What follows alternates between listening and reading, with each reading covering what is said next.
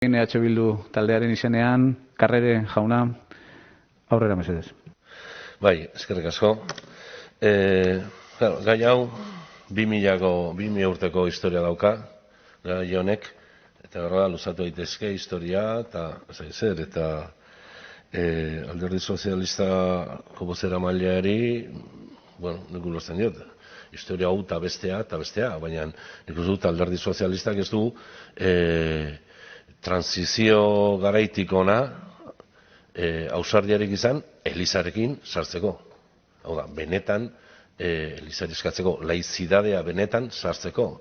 Guztietan, orduan, nik uste dut, por sus actos les conoceréis, esaten dute bilioner, ez da? Orduan, nik uste dut, horri heldu behar zaio, serioki. Eta eskatzen dugun auk ere, legeak aipatzea eta bestea, badaude udalerri asko eta tokiko erakundeak eskatzen dutena baliabideak batez ere herri txikik, juzgadutan sartzeko edo behintzat baliabide juridikoak izatea, benetan bere herrian egon diren matrikulazioak horrelakoa diren edo ez hartzeko. Hau da, con la iglesia hemos topado, querido Sancho, ez da? Udalerri txiki bate, Eliza, hau da, estadu batekin, hau beti azuten du, Estado Vatikanoarekin sartu behar badu, herri txiki bate, ze baliabideekin kontatzen ditu horren, baliabide horiek jarri behar zaizkie eskura.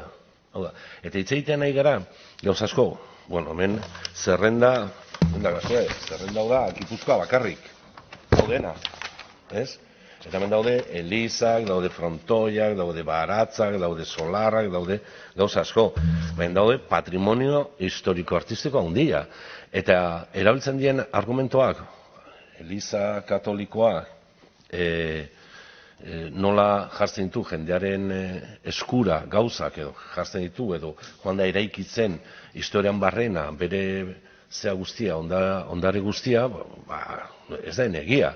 Eliza izan da estatuaren parte, hau da, estatua izan da Eliza. Ez da erakunde normal. Estatua izan da 1989 arte.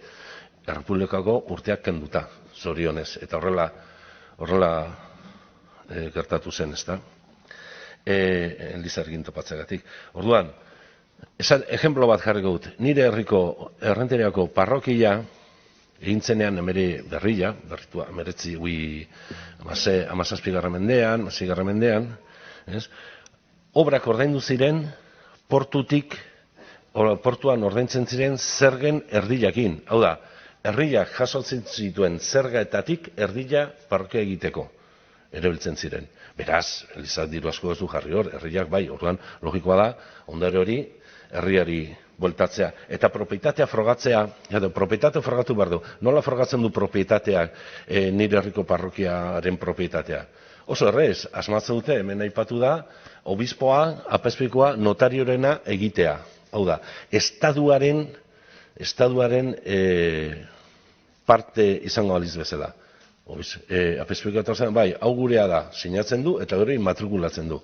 Horiz badia privilegioak, eta uste dut guzti hori ikusi behar da, aztertu, baliabidea jarri, eta esan bezala, Gipuzkoar guztiona den ondare bat, herri sakabanatzen dena, bentsat berriro bueltatzea. Eta ezin bada bueltatu, frogatu dezala, Elizak frogatu dezala, hori berea izan dela betidanik. Eta ez dut agorero izan nahi, baina uste dut ezin izango duela frogatu ez bada, aurreko legegintzaldian, PNV-ko bozeramaileak esaten zuen bezala, hemen ondo egin zirela gauza, beti bezala, hemen dena ondo egiten da, eta orduko apezpikoak galdetu ziela katolikoai, ean ez zuten ondasun hau Elizarena izan, edo herriarena izan, udalarena. Elizarena, bale, oso ondo, gurea. Horrela den egingo bagenu, ez? Eta nik uste dut, azken finean, hemen bada garaia gauzak garbi eta ondo egitarena. Eta ondo egiteko, instituzio publikotik, Elizari bere lekuan jarri, eta galdetu, eta ikertu, eta zergatik bere ondasunak bere izenean dauden froga dezala. Eta herri txikiei, tokiko erakundei ere lagundu horretan. Hori da eskatzen dena. Eta ba Zesarri, Zesarrena eman, eta Elizari, Elizarena. Ikusiko dugu Elizarena zenbat den. Hori da, eskatzen gauza bakarra.